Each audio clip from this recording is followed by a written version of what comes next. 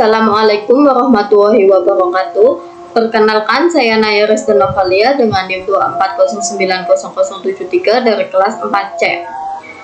Di UTS ini saya mengerjakan sistem pendukung keputusan atau SPK yang terdiri dari 4 soal, yaitu pengertian SPK, tabel dan pohon keputusan, metode SAW dan WP, serta metode TOPSIS.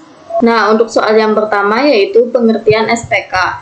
Apa sih SPK? SPK atau sistem pendukung keputusan adalah sistem berbasis komputer yang membantu proses pengambilan keputusan.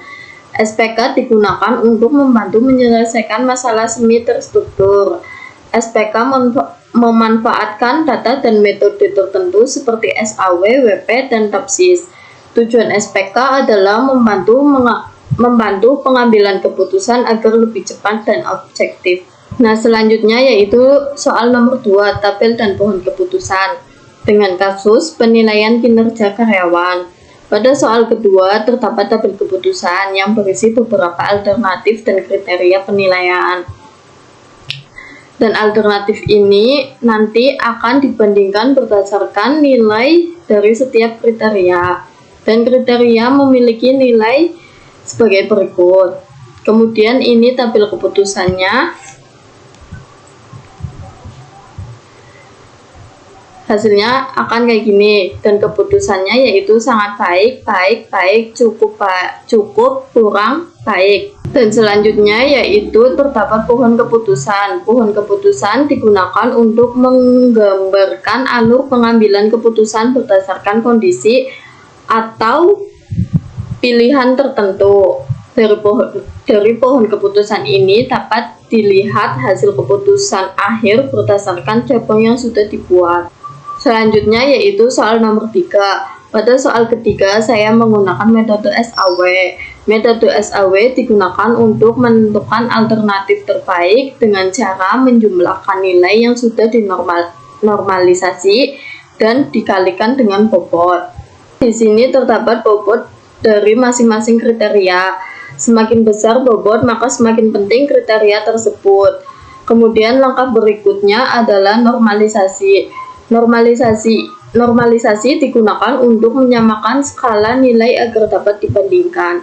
Contohnya pada rumus ini menggunakan nilai alternatif 1 dibagi nilai maksimum karena termasuk benefit. Selanjutnya yaitu nilai preferensi. Setelah melakukan normalisasi selesai, kemudian dilakukan perhitungan nilai preferensi dengan mengalihkan hasil normalisasi dengan bobot lalu dijumlahkan. Contohnya kayak gini. Selanjutnya yaitu metode WP. Perbedaan metode WP dengan SAW yaitu pada WP menggunakan perkalian dan perpangkatan bobot. Pada tahap ini dilakukan perhitungan nilai S. Rumusnya menggunakan perkalian nilai kriteria yang dipangkatkan dengan bobot. Contohnya seperti ini. Kemudian setelah mendapat nilai S, kemudian dihitung nilai V untuk menentukan ranking akhir. Nah, di sini alternatif terbesar yaitu A6 menjadi pilihan terbaik berdasarkan metode WP. Selanjutnya yaitu soal nomor 4. Pada soal nomor 4 saya menggunakan metode TOPSIS. Metode TOPSIS digunakan untuk menentukan alternatif terbaik berdasarkan jarak dengan nilai solusi ideal positif dan solusi ideal negatif. Langkah pertama yaitu normalisasi matrik keputusan. Kemudian rumus ini digunakan untuk mencari pembagi akar kuadrat pada proses normalisasi. Setelah normalisasi nilai dikalikan dengan bobot sehingga menjadi matrik normalisasi terbobot. Kemudian di sini terdapat solusi ideal positif dan solusi ideal negatif. Solusi ideal positif merupakan nilai terbaik, sedangkan solusi ideal negatif merupakan nilai terburuk. Kemudian selanjutnya hitung jarak setiap alternatif. Terdapat solusi ideal positif dan negatif. Perhitungan ini menggunakan rumus akar kuadrat. Kemudian yang terakhir adalah hitung nilai preferensi. Alternatif dengan nilai preferensi terbesar menjadi alternatif terbaik berdasarkan metode TOPSIS. Nah, di sini nilai terbesarnya adalah A2.